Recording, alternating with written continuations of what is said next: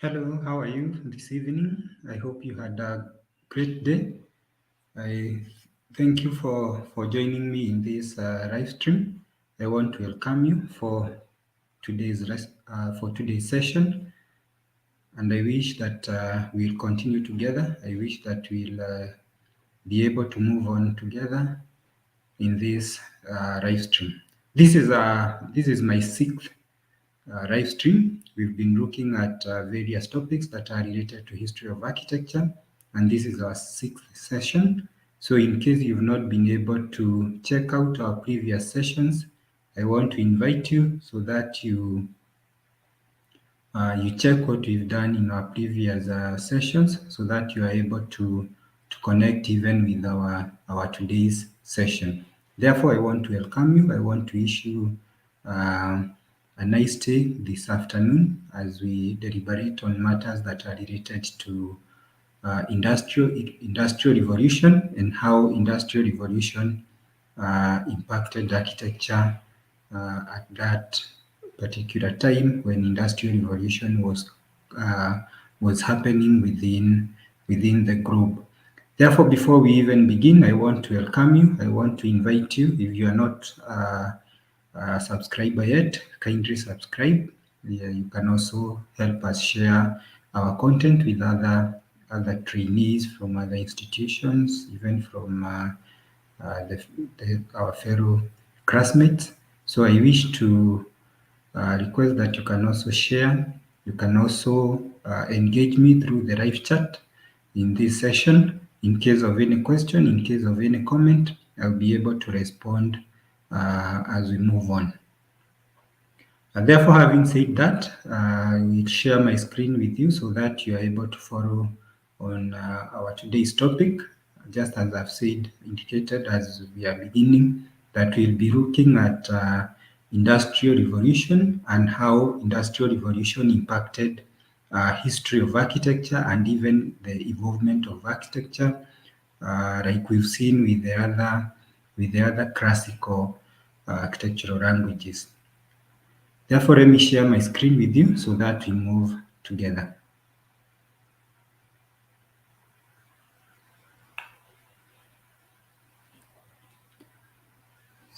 So just a little bit.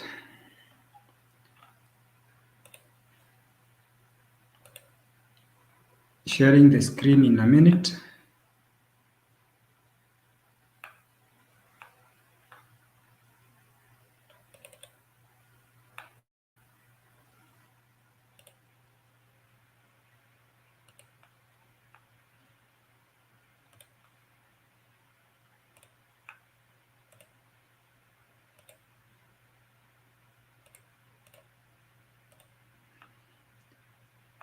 So there we are. We have already shared my screen with you. So now I can present my slides on industrial revolution so that we move together.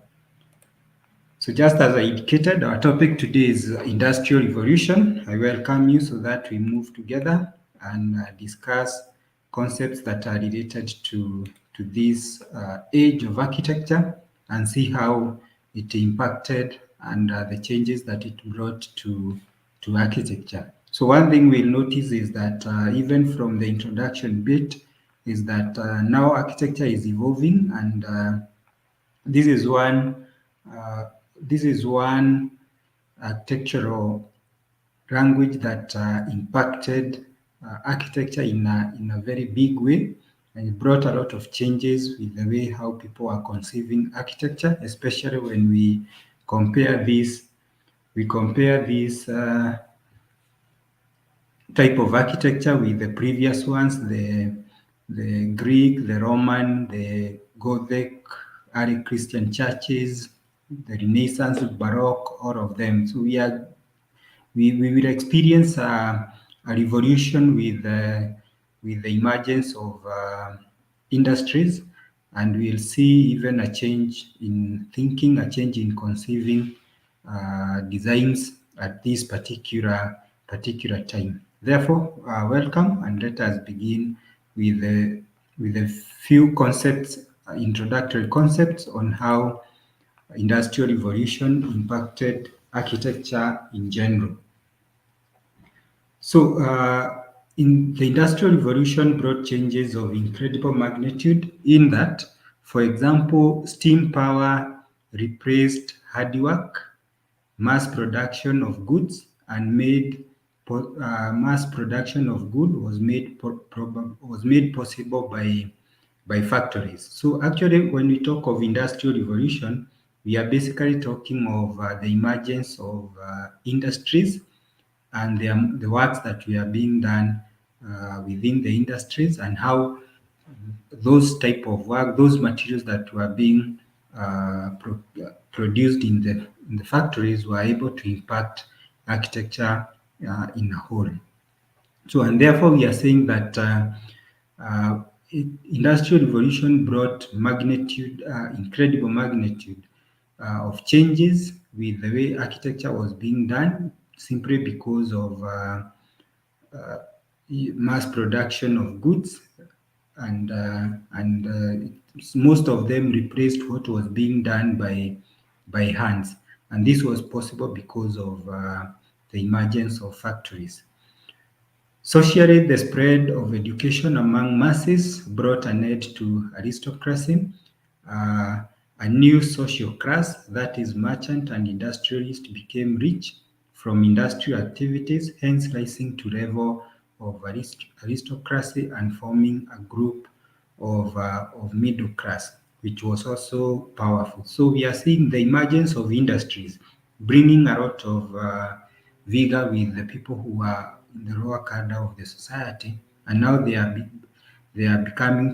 starting to have financial power, and they were able now to even start constructing or engaging in architectural compositions that at that particular time. Then we are also noting that population increased enormously in areas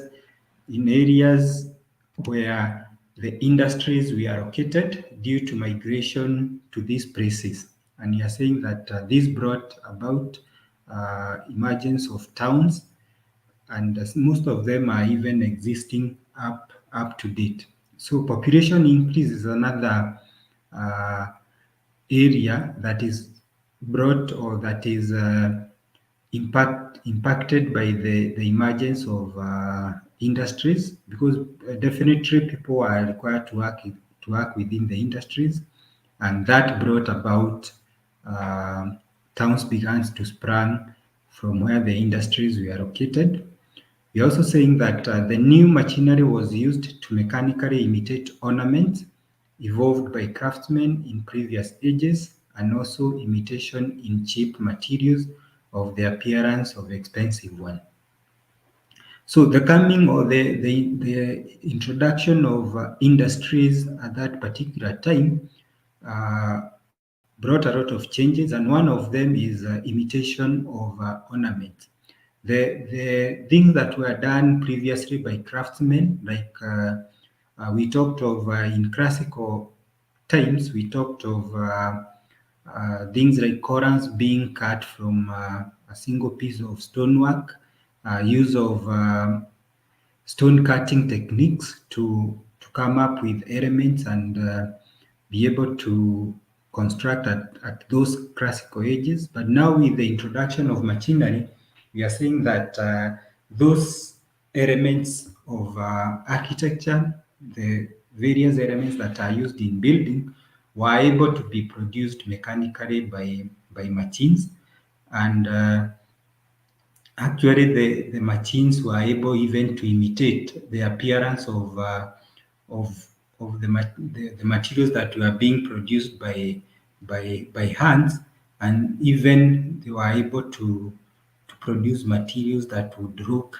expensive as compared to the ones that were used in the classical architecture.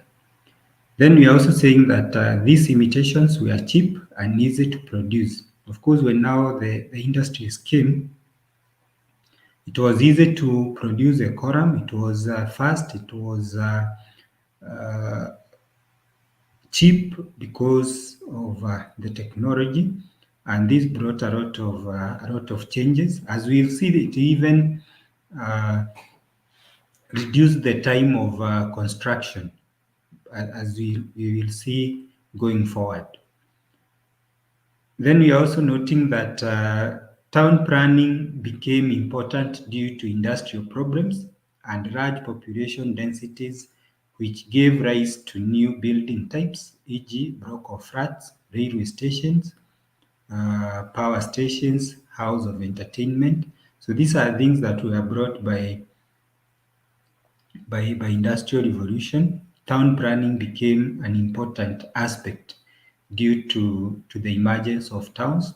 So people had to think about town planning, large population densities, of course, brought in the need for new building types, e.g. block of flats, and be able to handle the masses, a railway station for transportation needs, power stations, and other uh, aspects like entertainment. So we are also noting that even those building types which were not entirely new had to answer changed needs, such that they were new architectural types, e.g. schools to accommodate new national scale, hospitals which had to serve modern medical science, departmental stores, replaced village markets, etc. So actually what we are saying is that the buildings that were existing at that particular time had to be redone, had to be redesigned to answer to the changed need at that particular time. And we are saying they would even look as new architectural types. And we've given examples like schools, they had to accommodate the demand due to large population within the towns. Hospitals, again, departmental stores, market, all those had to answer to the new changes that were being brought by industries, and of course due to large populations that was settling within the towns that we are surrounding the industries.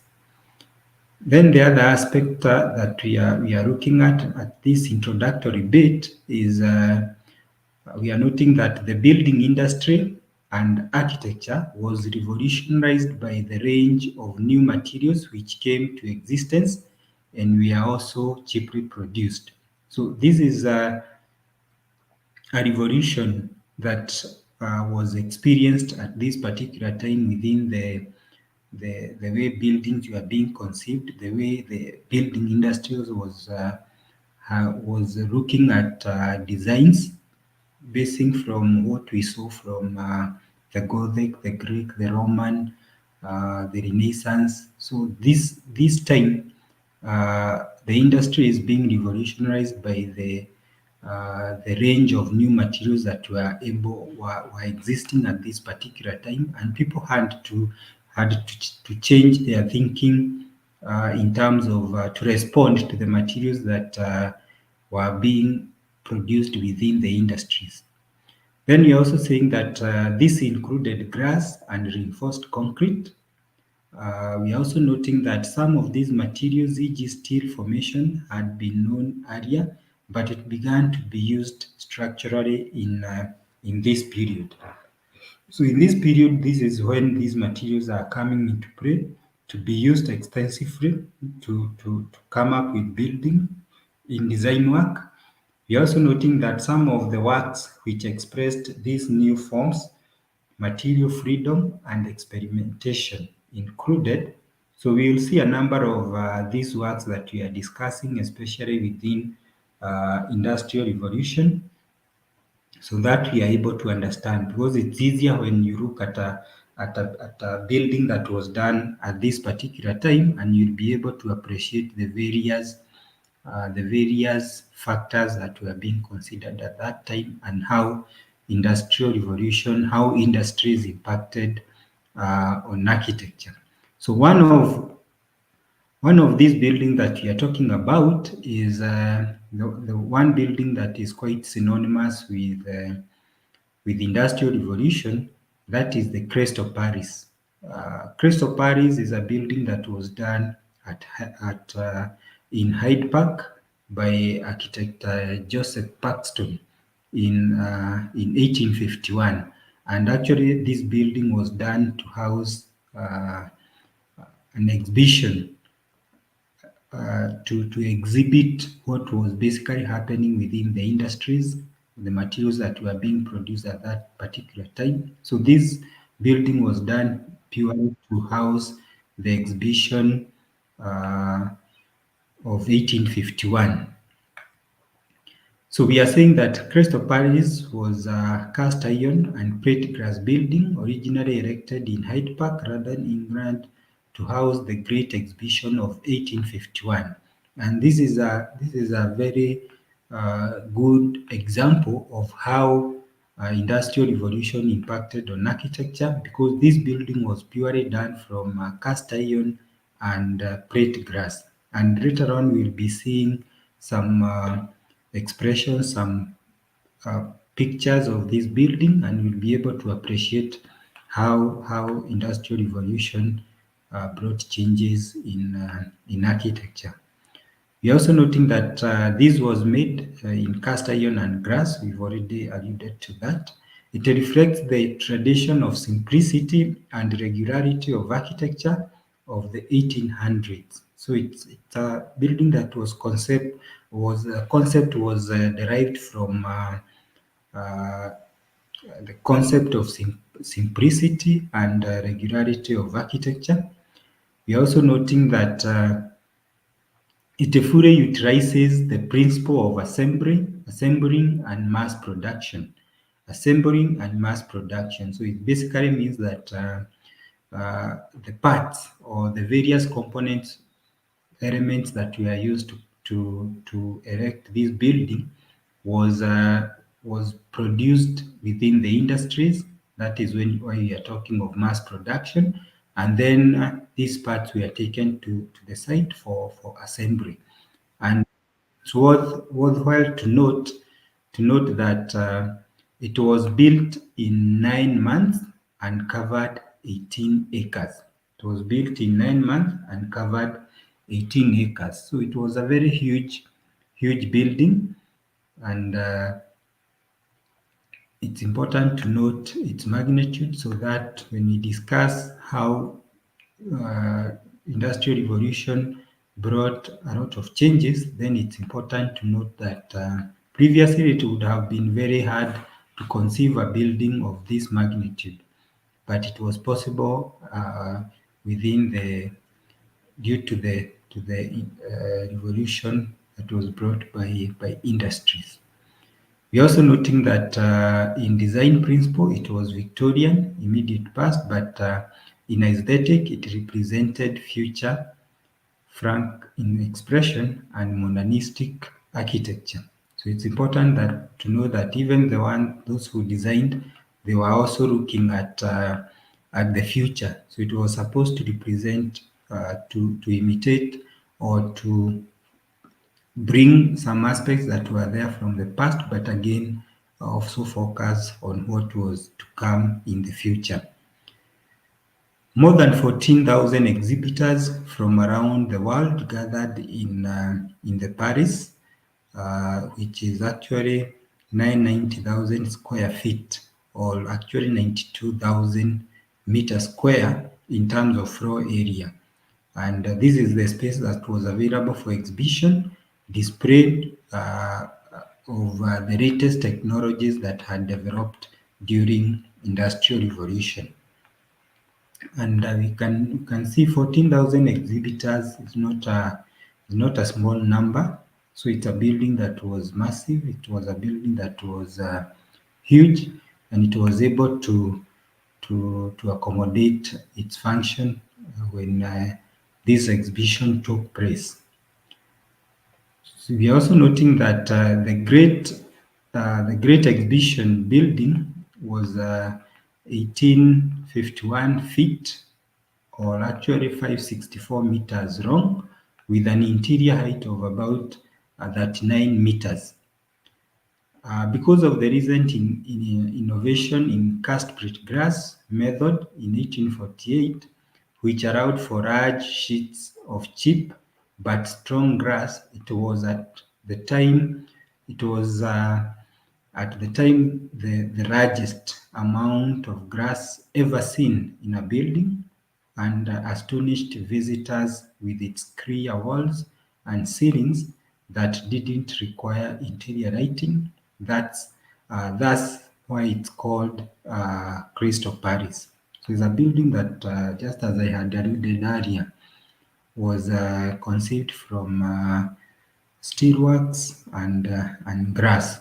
But it's also important to note its magnitude, how huge it was, because we are talking of a building that was about 39 meters high, 564 meters long. So it was quite a huge building. Then another building that we are looking at within the Industrial Revolution is what we call La Breste Library in Paris, 1851 to 69. So this library blends modernistic with conventional taste and technique.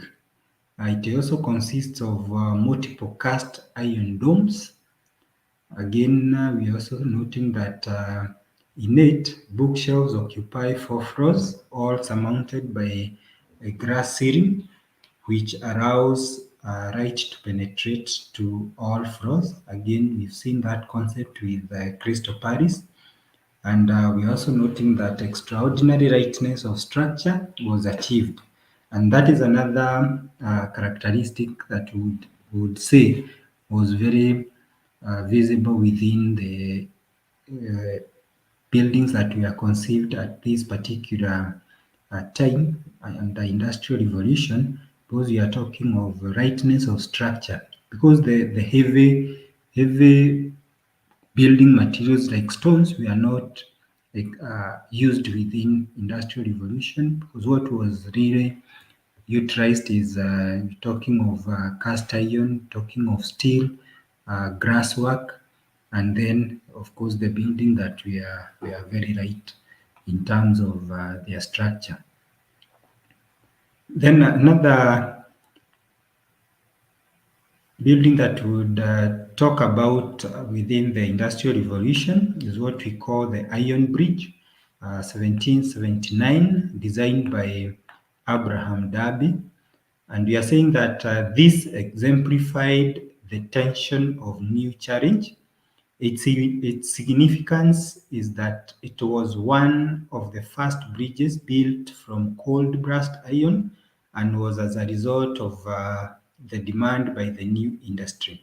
Steel was later developed from iron in the 1800s, and since this was stronger than iron in tension, new types of bridges were invented and was suspended on steel cables, e.g. Belford-Menai Bridge, 1819 to 24, and Brunel's Clifton Suspension Bridge, 1829 to 64. So again, now we are seeing even we are able to conceive other structures that are not basically meant for human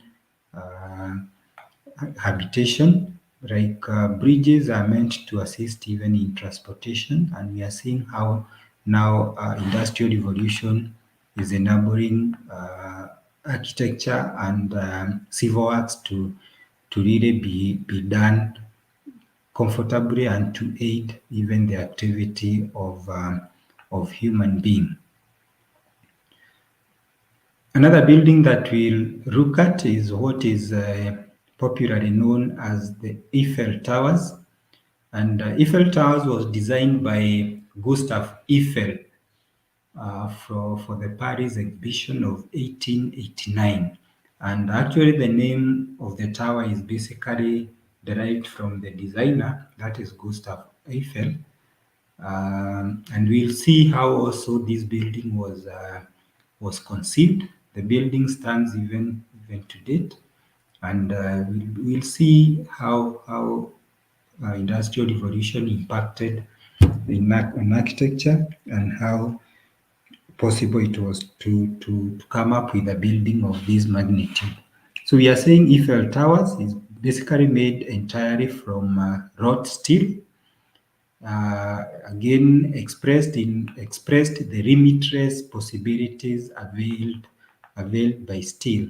So it's a building that is a very good example of industrial revolution and how steel provided limitless possibilities in conceiving buildings. We are noting that the tower stands 324 meters tall, about the same height as an 81-story building. And remember, this is quite early within when these buildings were done, and it was possible to achieve these heights due to the availability of this new material, the steel.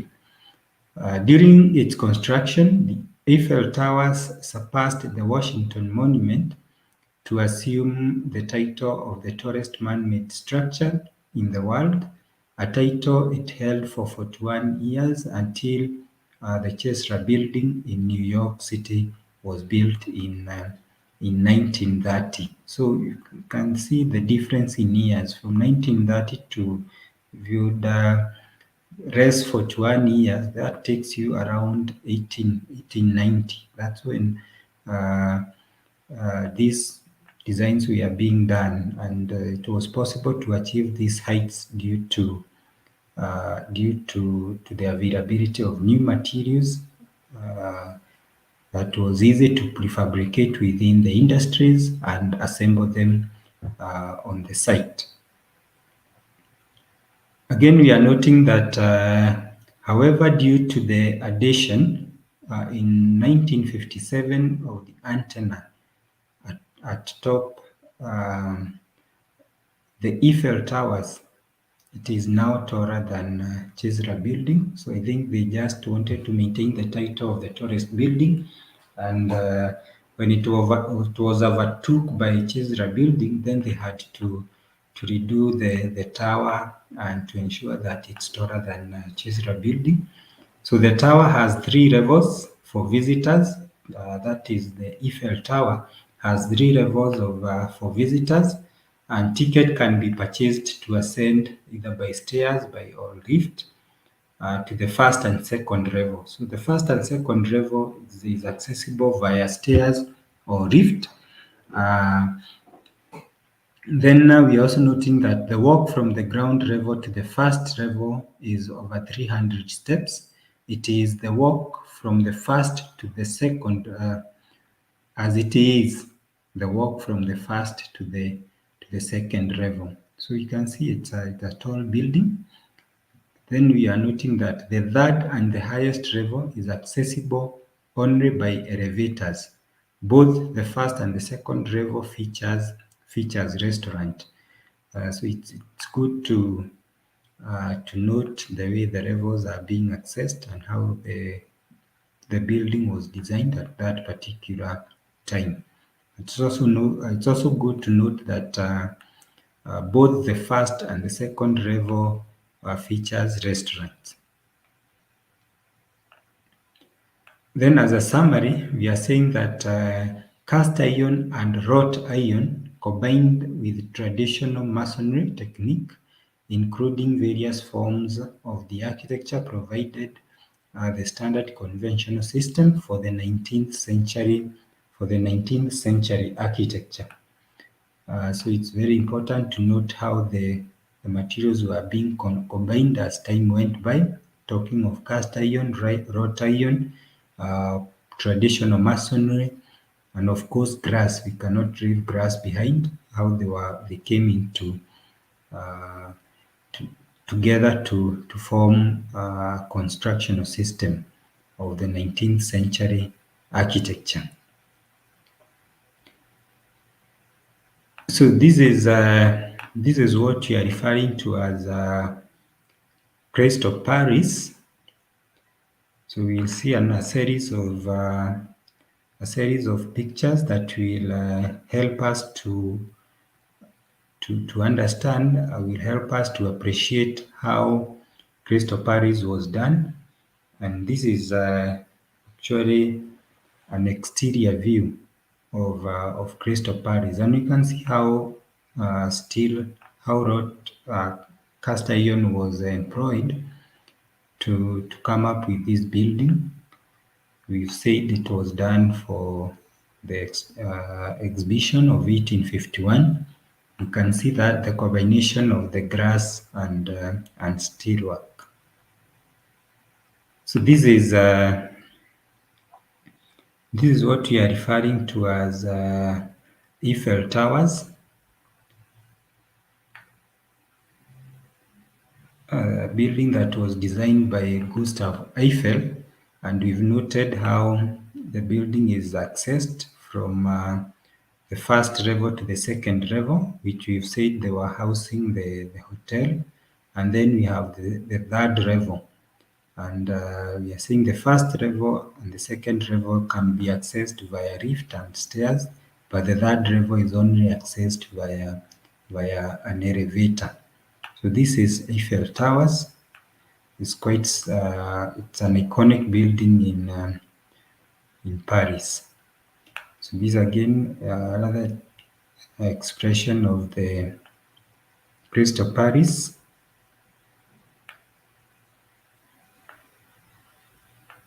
And you can see how magnitude this building was. It was a very, very huge building, but it was possible to conceive it due to the use of new materials that were being produced within the industries, and assembly was being done on site. So again, we talked of the building sitting in about 18 acres. So it was a very, very huge building. So this is an interior perspective within the building, within the Crest of Paris. It's easier to appreciate how the materials were brought together to come up with this composition.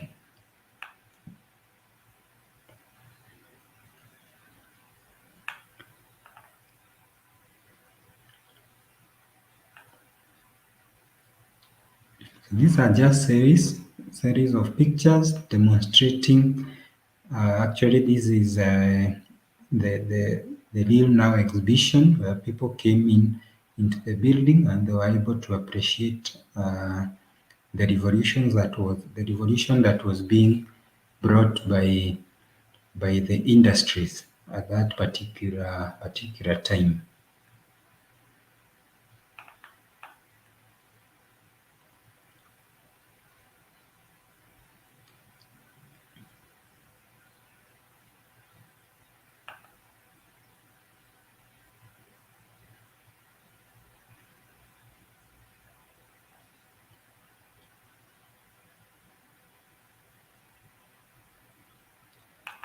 So again, this is an expression of Eiffel Towers.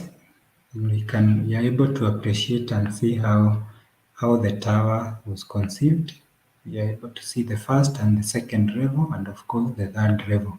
Just as we discussed, the monument, it's an iconic building.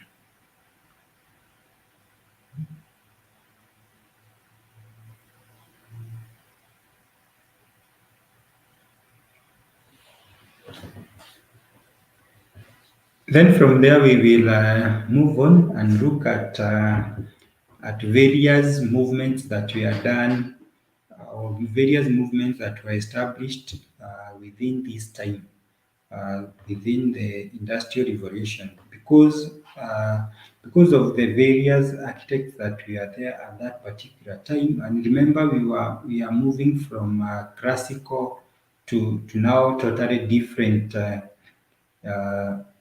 Different regime in terms of materials that were available, in terms of how buildings were being done.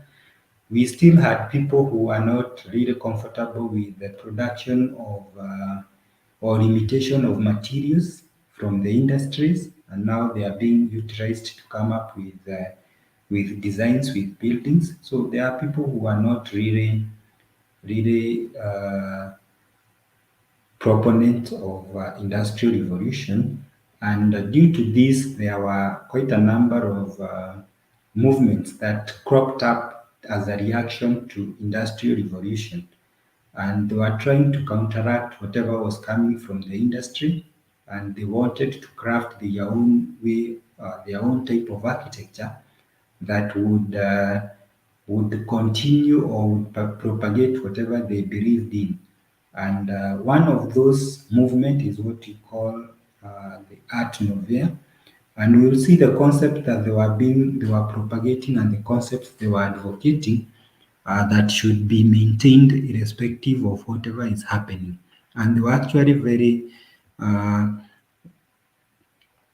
very adamant, and they were not quick to adopt whatever was coming from the industry. And you'll see a number of those movements, so that we also understand that despite even the major changes that happens in architecture, we'll always have people who think different, who think in a different way, and again, they will always express themselves within the environment that is there. So Art Nouveau, this is a movement that was inspired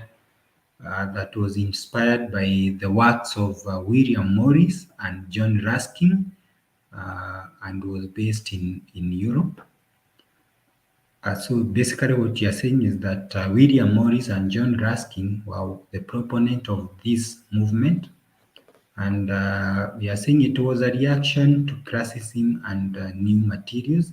So they were trying to react to whatever was there with the classical movements and the new materials that now are coming within the various civilization and how they are being utilized.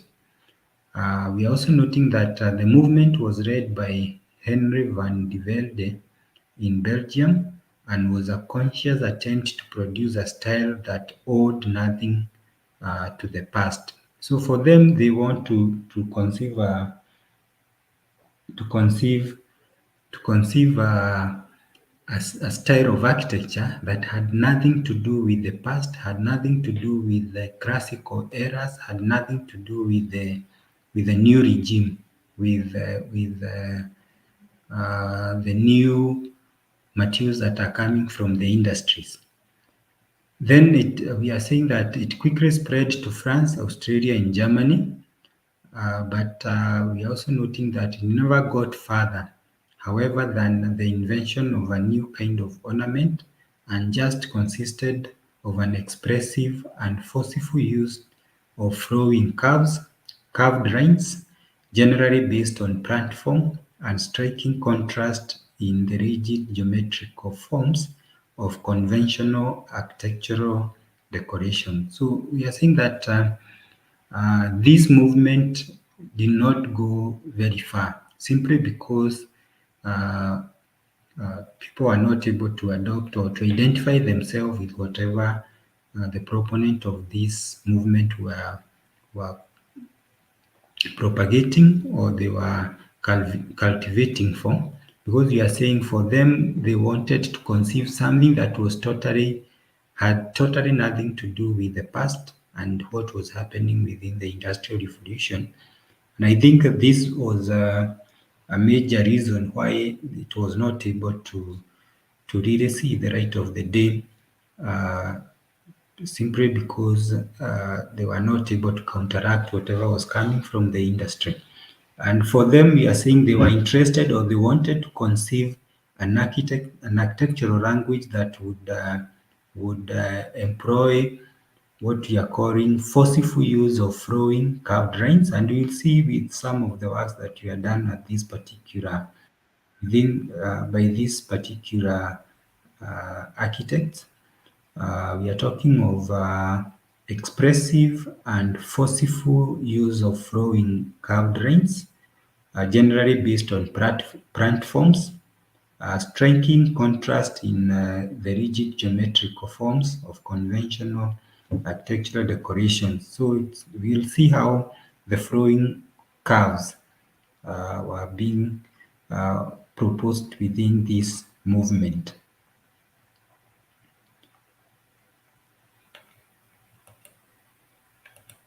Then we're also noting that notably this movement concerned itself with applied decorations or ornaments and could therefore not form a basis for a new architecture, because definitely we know architecture depends with actually is based on organization of space, how you organize space to come up with a composition.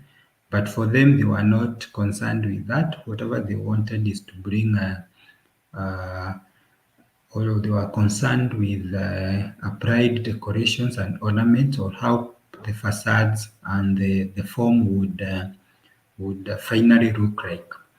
And that's why maybe it was not even possible to really be able to see the light of the day, simply because if you are not concerned with organizing space and conceiving designs, then it becomes very, very hard to propagate or to sell your style.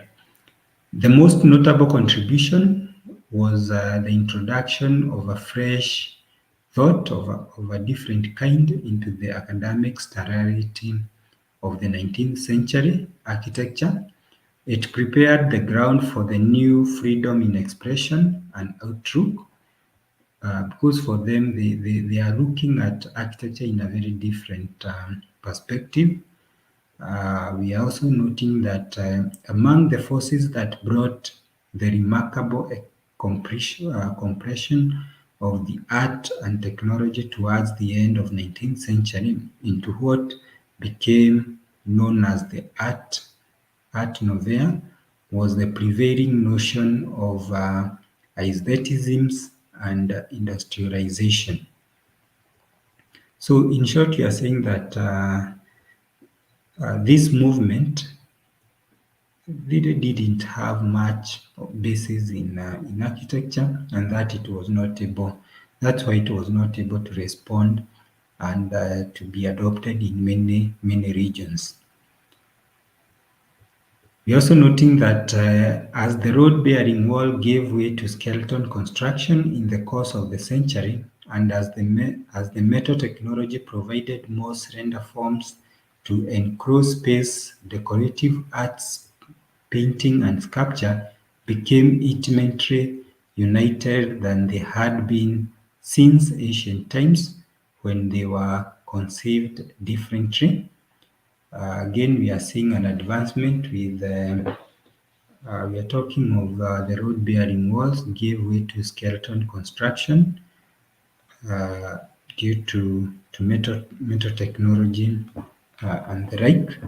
We are also noting that the origin of the Art Nouveau lines are to be found in plant forms in nature, and we'll see with a sample design or sample expression of the buildings that would say they are synonymous to Art Nouveau. We are also noting that the style that resulted from translating these seniors forms of plant into architectural paintings, sculpture, and the decorative art emerged from the arts of William Morris and the arts and craft movement. So most of the works that were done by within this uh, movement was as a result of translating seniors forms of plants into architectural painting. So they would paint, especially the grass work. We are talking of the sculpture and the decorative arts, and emerged from the arts of William Morris and the arts and craft movement. So arts and craft movement again is another movement that was also against industrial revolution, or was a response, or was a counteracting movement that was supposed to counteract whatever was coming from the industries. And we'll also see how and the proponent of art and craft movement, what they believed in and what they wanted to bring uh, as a response to industrial revolution. So again, some of the works that are related to this movement or its principles include, maybe later on we can even do more research on this, is Glasgow School of Art, 1898 by Rennie Mackintosh. We are also talking of the Tassel House in Brussels, 1893 by Victor Holter. And this, again, we are saying that he only dealt with the interior. And that's why we are saying sometimes it's not easy to, if you're not conceiving space, if you're not conceiving designs that are supposed to organize space, then it becomes very hard for a system of architecture or a language of architecture to see the light of day. We also have Sagrada Familia in Barcelona in 1882 by Antoni Gaudi. So let's see some of the things that we are being advocated by Art Nouveau, and we can see some of the elements that were done by Art Nouveau. We are talking of curved lines that would imitate plant curves, and it's evident with this facade or with this design here. You can see how we're trying to conceive the architecture by forceful lines, forceful curved lines uh, to depict whatever they wanted to bring in architecture. And see, we talked of painting, and again, the painting itself also bringing a lot of curvedness in terms of whatever they wanted to conceive. So this is a building that was conceived within this particular time, and we can see how they are forcing the lines. You can't really see the street lines within this design, but again, it's not about the spaces that are available, organizing space. They are trying to change whatever is there and trying to conceive, to change the ornament, to change their facades and how they were looking like, and that's why it never was not able to be really adopted in major regions. So then we look at another movement, that is art and craft movement. So this is another movement, just as I said, that was really concerned with or was a reaction to whatever was coming from the industry. And we'll see also again some of the factors that we are being looked at within the arts and craft movement, just to counteract whatever was coming from the industry.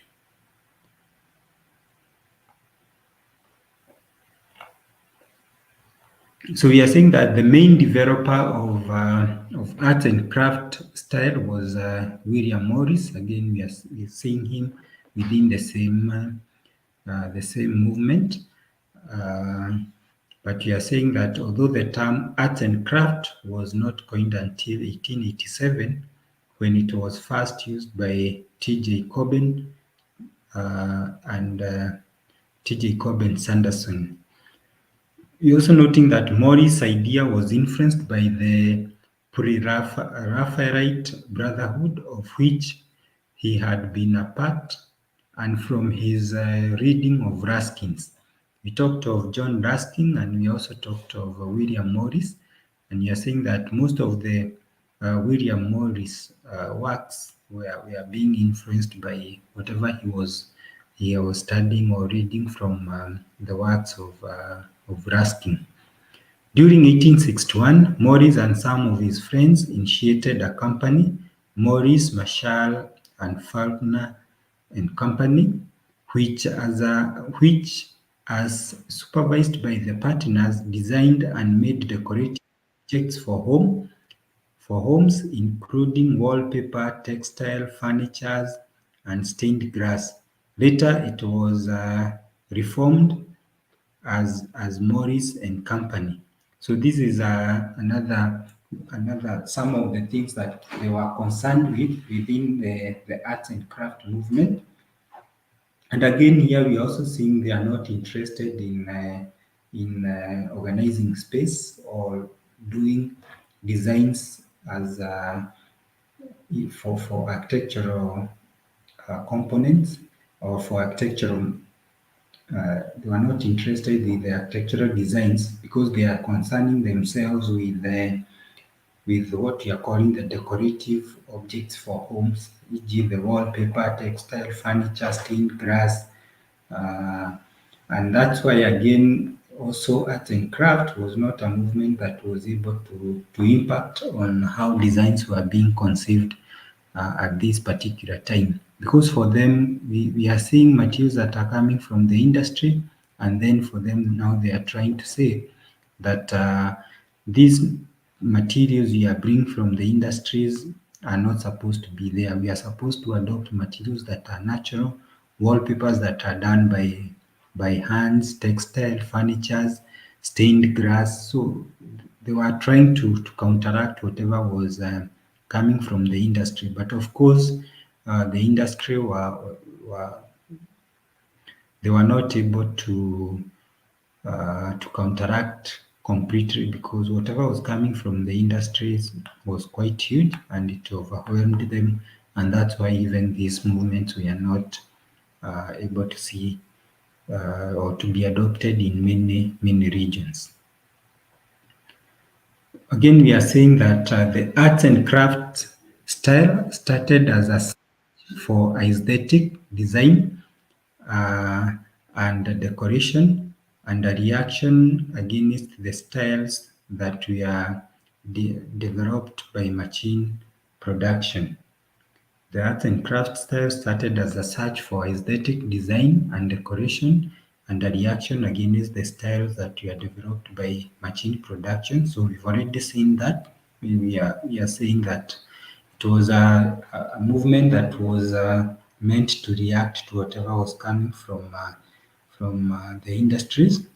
Again, we are saying that the arts and craft philosophy was influenced by Ruskin social criticism, which sought to relate the moral and social health of a nation to the quality of its architecture and design. So, for Ruskin, he believed in architecture that would solve social health, morals, and the rest. And we are saying that for him, he is basically attributing the moral and social health of a nation to the quality of architecture that is designed.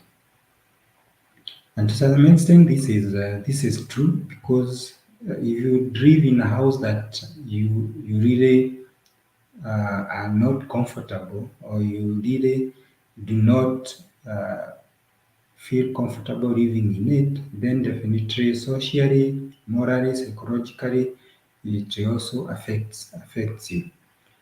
You're also noting that Ruskin thought machinery was to blame for many social ills, and that a healthy society depended on skilled and creative workers. And this is why they are within this style of or this movement, because they thought machinery was to blame for many social ills, simply because for them they never saw the introduction of various materials, various components from the industry as the best idea to happen at that particular time. Then we're also noting that Ruskin's art and craft artists, like Ruskin, art and craft artists tended to oppose the division of labor and to prefer craft production in which the whole item was made and assembled by an individual or a small group. They claimed to be concerned about the decrease of rural handcrafts, which accompanied the development of industries, and they regretted the loss of traditional skills and creativity. So again, the same thing being advanced here, because they are saying they were really opposed to division of labor. Because remember, with the industries, various parts would be produced by different people, and then they would be assembled to form a particular item, like a chair or something else. But for them, they are saying that these products should be done by the same person or a group of very few people. So they were really opposed to division of labor and the imitation of materials that were done by hands uh, by what the industries were doing. So again, we are saying that art and craft objects were simple in form without superfluous decorations, and how they were constructed was often still visible. They tended to emphasize on quality of the materials used, that is, truth of materials. They often had patterns inspired by British flora and fauna, and used the vernacular or domestic tradition of British countryside. So what basically we are saying is that for the proponents of art and craft movement, they believed in what they are calling truth of material, because whatever was coming from industry was an imitation of whatever was being produced by handcraft, by man by the works of different people from different individuals, but the machines were just imitating whatever was happening or whatever was being produced uh, by materials themselves, like truth of materials. Because when you are talking of timber, then it was very easy for the industries to produce materials that have imitation of timber. Even to date, the same concept is still there. We have materials that have been produced by machine, and they are really not timber, but they give you the feel like this is timber, but actually it's not actually the natural timber, what they are referring to as the truth of materials. We are also saying that they claimed to believe in the moral purpose of art through the material. We've already seen that. Structure and function had also been advocated by W.N. Pugin, 1812 to 1852, an exponent of the Gothic revival. So we've seen quite a lot of emphasis on truth of material, and that is what this movement really believed in.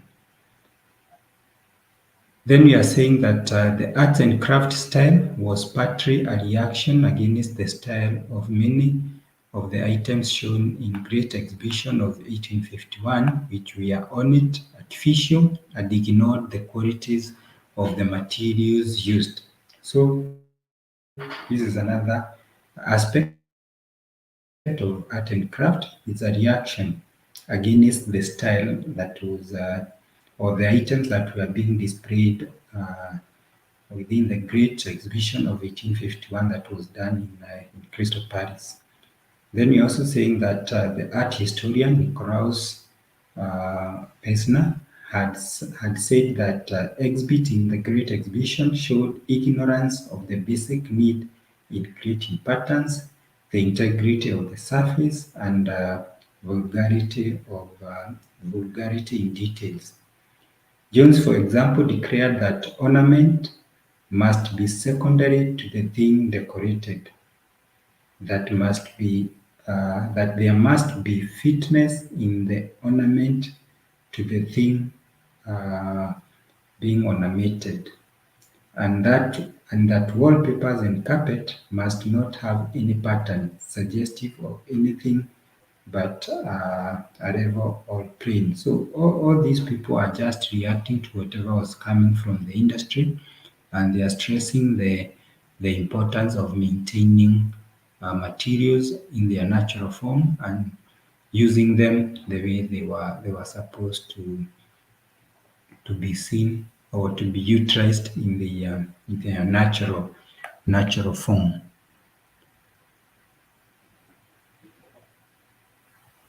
So then we are also noting that the ideas were adopted by William Morris, where a fabric or wallpaper in the Great Exhibition might be decorated with a natural motif made to look as real as possible.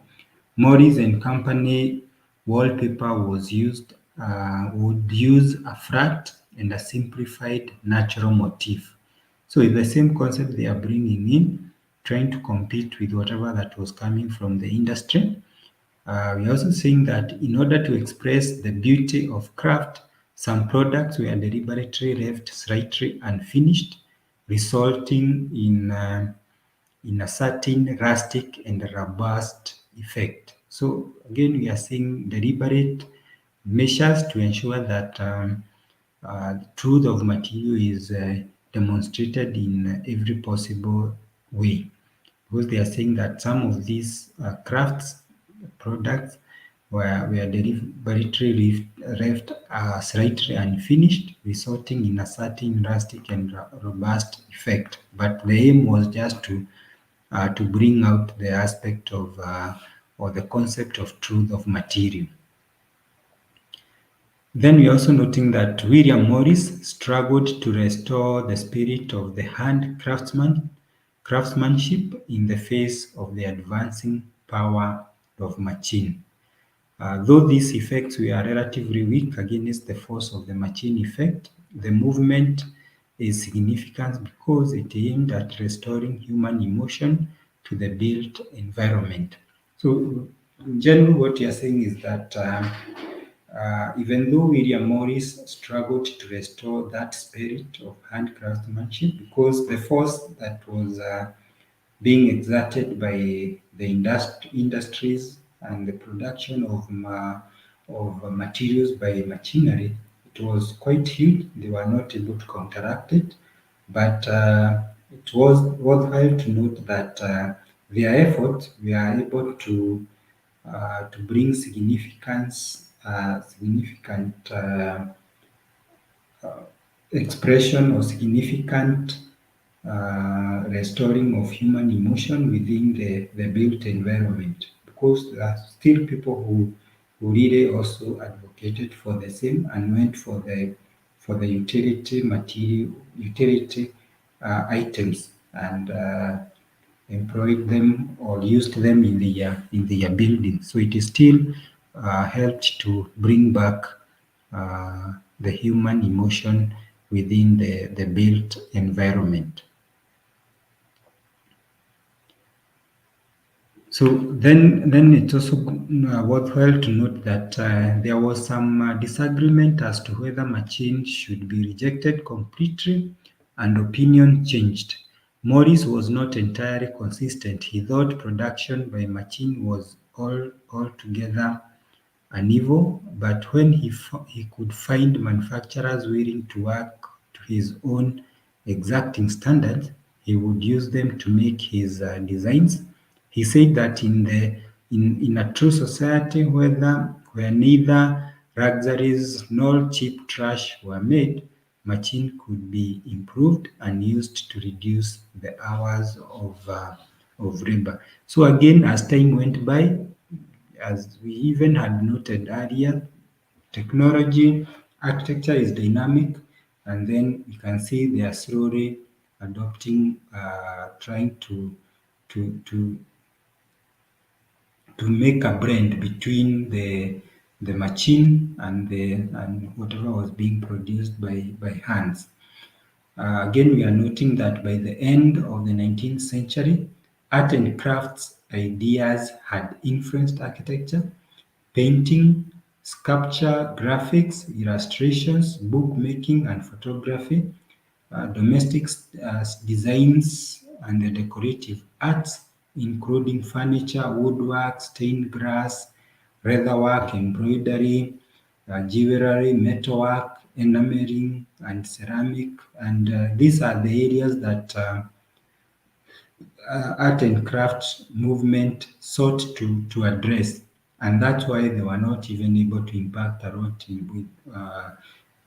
in terms of conceiving designs, conceiving uh, buildings, simply because then they are concerned with the utilities or the various utility items that are found within buildings. But again, now the industrial revolution is altogether concerned with bringing materials that are that are being used to construct, and therefore, again, they were also not able to respond to the machine technology, simply because they were concentrating on different areas or a segment of whatever the industry was bringing. Then we are noting that their effort or his effort are well displayed in the house that is known as the Red House, that was done in 1859, built in red bricks and tiles and designed by Philip Webb. So the Red House would be one of the buildings that would say it really maybe tried to answer or to bring out whatever art and craft movement was talking about. And we are saying that the house, however, exhibits the owner's ideals. Its rustic material produced a sensational contrast with the predominant Harran-style stucco house and the fashionable architectural ornament imported in medieval era. So we talked of rustic use of material, truth of material, and these are some of the things that you'll be able to see by within what you are calling the rent house. So this building, Red House, was done in London, 1859, designed by Morris, uh, designed for Morris by architect Philip Webb. So it exemplifies the early arts and craft style with its well-proportioned solid forms, uh, wide porches, steel roofs, pointed windows, arches, bricks, fireplace, and wooden fittings. So, and this is the red house that we are talking about, and maybe we will look at a few concepts that are related to it, so that we see how it was conceived. Just as we had noted that it was done in 1859, it was designed for Morris by architect Philip Webb. Then it's also worthy to note that Webb rejected the grand classical style, uh, based the design on British vernacular architecture, and attempted to express the texture of ordinary materials such as stone tiles with an asymmetrical and quaint building composition. So we are seeing architect Webb also again rejecting whatever was done in classical style, as much as they were also opposed to whatever was coming from the industries. So we are noting that the garden for this house is also significant, being an early example of the idea of a garden as a series of exterior rooms. Morris wanted the garden to be like an integral part of the house. The rooms consisted of a herb garden, a vegetable garden, a two-room full of old-fashioned flowers, the ones we are basically calling jasmine, lavender, and quince, and an abundance of fruit tree, apple, pear, and cherry. So what we are basically saying here is that they were also conceiving the exterior space or the landscape within this building, and they were saying that whatever is happening within the building or whatever is happening um surrounding the building is also part of the building, and that's why they are treating the exterior or the landscape of around this building as external rooms, in quotes, because we are saying that these rooms were the exterior rooms, like the herb garden, vegetable garden, flower garden, fruit gardens were also part of the building. Again, we are noting that Morris lived with Jenny in the house for only 5 years, during which time their two daughters, Jenny and May, were born. Forced to sell the house for financial reasons in 1865, and Morris vowed never to return to it. He said that to see the house again would be more than he could bear. So this just demonstrates how attached uh, these architects were in whatever they believed in, and I think that also informs in us as we also uh, envisage to become designers, and also to start designing, that there are some ideals as an architect that you should have. There are some things that you should always be quite close to, and some of the principles that should not be compromised when you are designing, simply because maybe a developer or a client want you to maybe design spaces that cannot even be habitable. So it's very important for a designer. It's very important for an architect to ensure that the spaces that they are conceiving, they are habitable, they are proper, they meet the standard for people to live in, and they should not be source of stress, source of psychological problems to the tenants. Because nowadays you find there are even spaces that are designed by even architects or designers, and people will only live in those spaces for a very short time, and then they move out, simply because the spaces are not functional, the spaces are not habitable. And that's why we are saying sometimes it's good to have your own uh, irreducible minimums that you are not supposed to compromise. So again, we are noting that once the house was sold, it was later acquired by the National Trust as a monument, and people would maybe visit it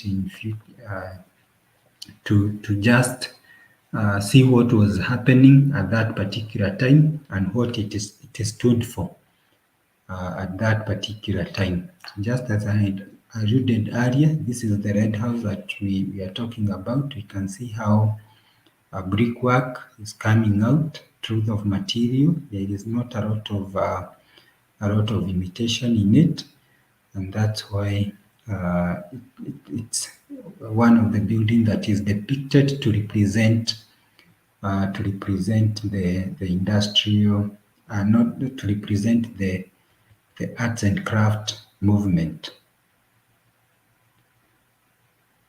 So these are some of the buildings that, or the elements that we are being advocated by Art Nouveau and Art and Crafts. We see how they are talking of plant forms, especially in Art Nouveau. This is how they were done, painting within the grasses by handicrafts as opposed to machine.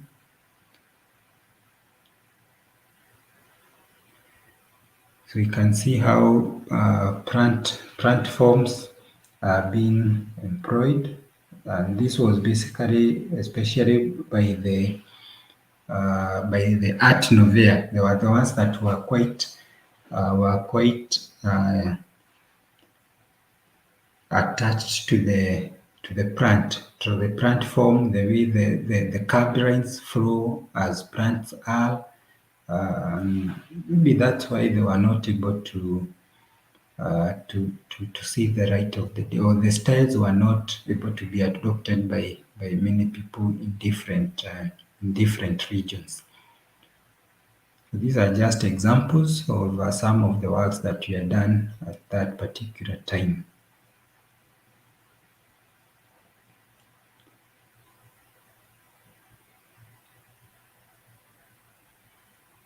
So this is still the Red House. You can see how it was conceived. So of course the design itself was the normal design, but the arts and craft, the art nouveau were quite interested with the ornamental bit and the utility items that were being used within the building. Then finally, as we wind up with the Industrial Revolution, we look at the Rust movement. Of course, it's not the Rust one. It's for us. It's not for us. It's the Rust, but not the least. And this movement is what we are referring to as the vestigial movement. Is what we are referring to as the vestigial movement. And the vestigial movement again is a breakaway from whatever the arts and crafts believed in. And we can see them. They are now conceiving buildings that are now integrating the stonework, the stone masonry, the concrete, whatever was coming from the industry as an integrated composition. And we also see quite a number of things that quite a number of factors that they believed in, some of the aspects that define this movement, and we'll see the difference between vestigial art and craft, art nouveau, and we'll be able to compare the three. And this will now start ushering us even to the architecture of modern movement, and we'll see the various in our future sessions. We'll be able to see the various architects, especially now or architects within the modern movement, and see how they also conceive buildings and how industrial revolution impacted on them. But this TG is one of the movement that is quite evident on how now the industry, whatever was coming from the industry, being conceptualized and being expressed within the designs of this TG. So this TG again was, for them, they were concerned with how spaces were designed, how the form was supposed to come up, and the various concepts and the various factors that were supposed to be exhibited within the design. And that is what we look at and see how the vestigial movement came about.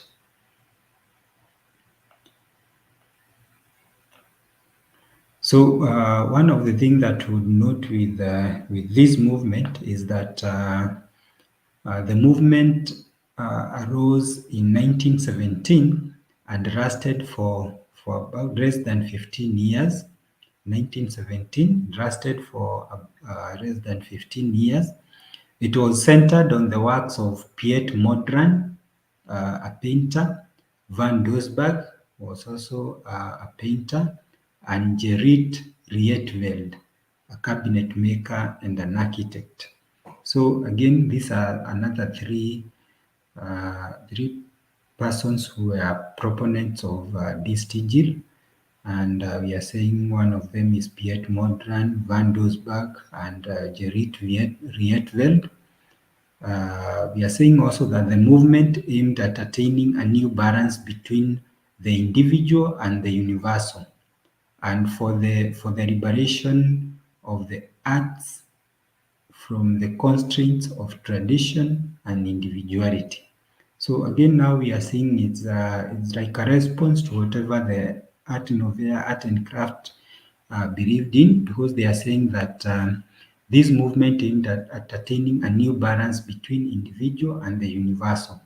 Whatever people believed in themselves and whatever was universal. We talked of the coming together of some of the things that were being done within the industry and what individual people believed in.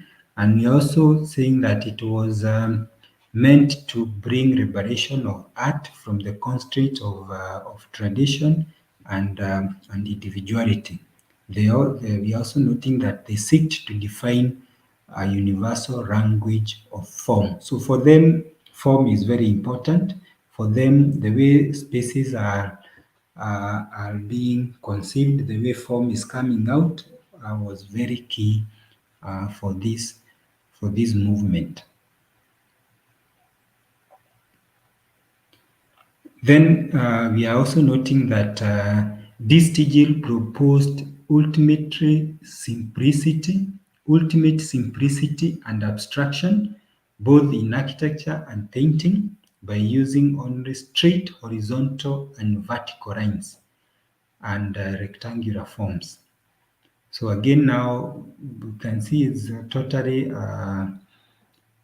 opposite of whatever the arts and craft, whatever the art novices believed in, because with this teaching, they are proposing concepts of simplicity and abstraction. And they are also talking of use of only straight, horizontal, and vertical lines, and then now talk of rectangular forms. So for them, the aspect of curved lines, forceful curved lines is not appearing. For them is vertical lines, straight horizontal lines, and rectangular form. So we're also noting that furthermore, the formal vocabulary was limited to the primary colors, red, yellow, and blue, and the three primary hues, black, white, and gray. So these are the colors that they employed within their buildings, and any building that was conceived within this movement would only have those colors. They would only utilize those colors. Then we also saying that they were also concerned with the design of other utilitarian items like chair, table, cabinet. Maybe this is we can compare it with art and craft, and it's more like they are more or less like art and craft, because again they are saying they were also concerned with utilitarian items like chairs, tables, cabinets. So those who want to define how their tables, how their chairs, how their cabinets would be done for any building that was done within this movement. So we're also saying that in many of the groups, three-dimensional works, vertical and horizontal lines are positioned in layers and prints that do not intersect, thereby allowing each element to exist independently and unobstructed by other elements. So for them, the horizontal lines is very important. The way how the layers or the prints were intersecting was also very, very important, because they are saying that vertical and horizontal lines are positioned in layers or prints that do not intersect. So for them, they were very vocal on that. Then we are saying that the best example or the best or the building that we would say best describes this movement is what we are calling the Rietveld Schroeder House and the red and blue chair. So these are two. They are the ones that are quite synonymous with the Distingil movement. the Rietveld Schroeder house, and the red and blue chair. So the red and blue chair was the utility that brought, or anywhere you would find this form of a chair, you know that this is a building that has been conceived under the staged movement. But then, as we wind up, we look at this example, the Schroeder house, and we see some of the characteristics of this house, and those are now we now define the characteristics of the staged movement, because this is one of the buildings that basically defines the staged movement. So this is an interior expression of the Schroeder house and how it was conceived within this movement. And you can see the staged movement was a little bit successful, and that's why we are seeing it even spanning for a number of years, because it concerned itself in conceiving or designing for various spaces, organizing space in different ways, in different manners, and for it was able to conceive its own design. We've seen the red and blue chair, how it was done and how it was conceived, and therefore this is a utility product or an utility item that was synonymous with the staged movement. So then we look at a few concepts or a few points that are related to Schroeder house, and we are saying that Schroeder house was designed by Rietveld Schroeder, and that's why the name is basically actually named after the architect, basically known as the Schroeder house. It was done in Utrecht, built in 1924 by Dutch architect Gerrit Rietveld, and it was done for Truus Schroeder and her 3 children. So actually the building is named after the owner, that is Truus Schroeder. So some of the aspects that are quite evident within this building. One of them, we are saying that it was elementary. The form adopted for this building were very simple forms. Again, we are saying that it's orthogonal from plan. It's orthogonally from plan. Orthogonal, as we saw in our previous sessions, where we've come across orthogonal as a principle or as a characteristic, is basically that the plan was derived from angles of 90 degrees. Because again, remember we talked of they were not very keen with curved lines. So for them, they were straight lines, vertical, horizontal lines, and that's why the concept or the characteristic of orthogonal plan. Again, we are talking of the design was quite economical, functional, and non-monumental. So it's not a monumental building, it's just an economic one. But again, functionality of space and still about the functionality of the building itself was very key for the designers within this movement. Then there is also the aspect of art decoration, and we are saying again, its struts and prints were colored in primary colors. So we saw the aspect and the various colors that were being utilized within this movement, the staged movement. We talked of the primary colors, red, yellow, and blue, and again the primary hues, that is white, gray, and black. So again, we are saying that it was formed from intersecting planar walls, detailed in such a way that some of them appeared to hover in space, while others extended horizontally, and still others join to define this volume. Again, it had no axis. So in various civilization, we saw how axis was utilized as a characteristic, but for the this vestigial building, that is the Schroeder house, there was no axis. It's not a characteristic. Again, we are saying that the planes are articulated in line with the window mullions, balcony railing, and upstairs struts, which are then painted in black, blue, red, yellow, and stand out clearly against the grey and white wall surface. So we'll see how these colors were employed, because we are talking of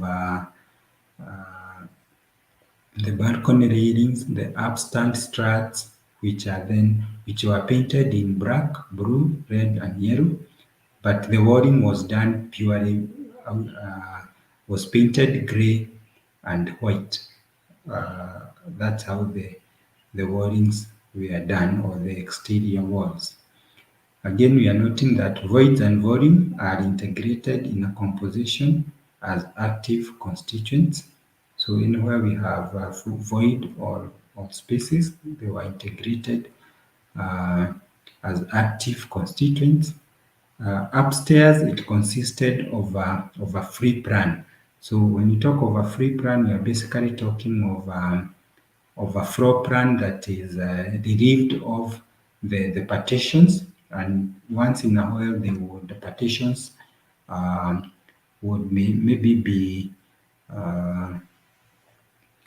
mobile. You can partition it in a way. You can remodel it in different forms, depending with the utility or the need at any particular time. So the partitions were not permanent. They would be changed from one time to the other, depending on the need. So then finally, we are saying that the main aim of this TGL was to treat building as a sort of sculpture, a work of art, organism of color, and intersecting planes and volume. That was the main objective of this TGL movement, was to treat a building as a sort of sculpture, a work of art, organism of colors, and intersecting planes and volume. And maybe we can look at a number of expressions and see whether that is possible. This is a plan of the building that we are talking about. We talked of its simplicity. It was not complicated. Again, it was not monumental. We can see the spaces that were being articulated within this building. Then we talked of the free plan. The upper floor was a free plan. It was relieved of any partitions, and maybe if need be, then partitions would be movable. They will not be permanent. They will be temporary, and they will be changed from time to time, depending with the need of the inhabitants. So this is an exterior, a 3D model of the vestigial house, and we can appreciate the various aspects that we've talked about. The planes, the vertical planes, and the horizontal and the vertical lines. We talked of the balconies and how it's a blend between whatever was happening at that particular time. We talked of the use of color, the white and gray for the wall surfaces. We can see how primary colors are being embedded within the house, the red, and maybe in terms of we can also see the yellow, and then the blue. We talked of primary color, the red, yellow, and blue. We've seen how blue has been used within the interior, and maybe we will still see how that is coming up.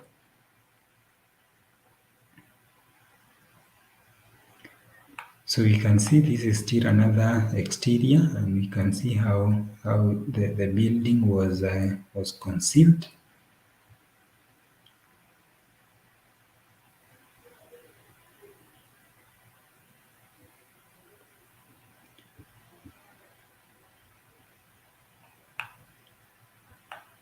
So these are various views from different angles, just to help us appreciate how this movement conceived its design and what they advocated for.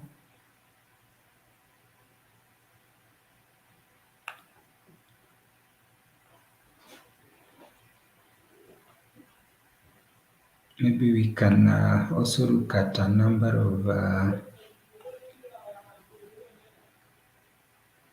these are just different views for this particular design.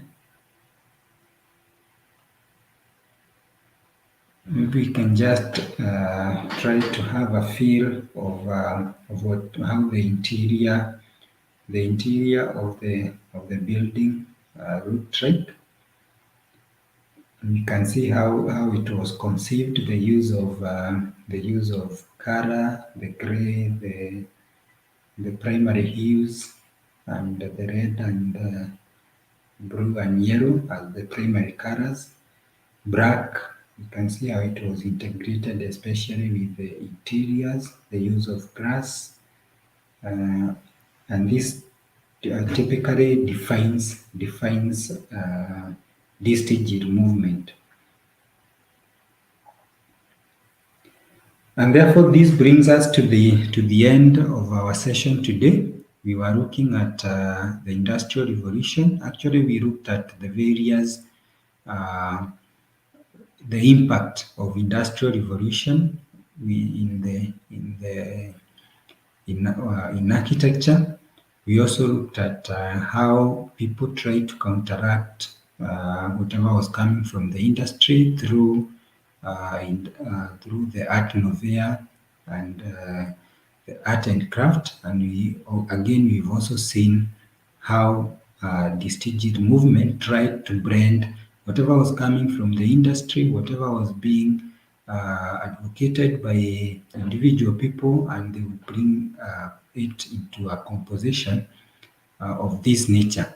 And this digital was a little bit more successful than as compared to Art Nouveau and art and craft, simply because this digital concerned itself with conceiving designs or designing for various spaces, organizing space, and bringing up a form that defined this digital movement.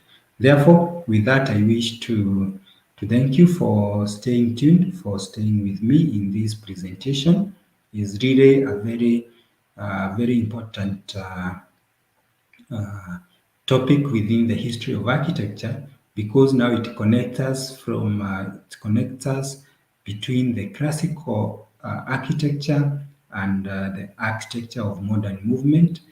In our subsequent sessions, we now start looking at the various architects that were there or that are proponents of modern movement architecture, and you'll see again how they also conceived building at that particular within their context, what is basically referred to as modern movement. Therefore, I wish to thank you very much for staying tuned. Again, if you are not one of our subscribers, we wish to welcome you and request you to subscribe, so that anytime we are releasing any video or any tutorial, you'll be the first one to know. Anytime you're organizing a live live stream, you'll be the first one to know.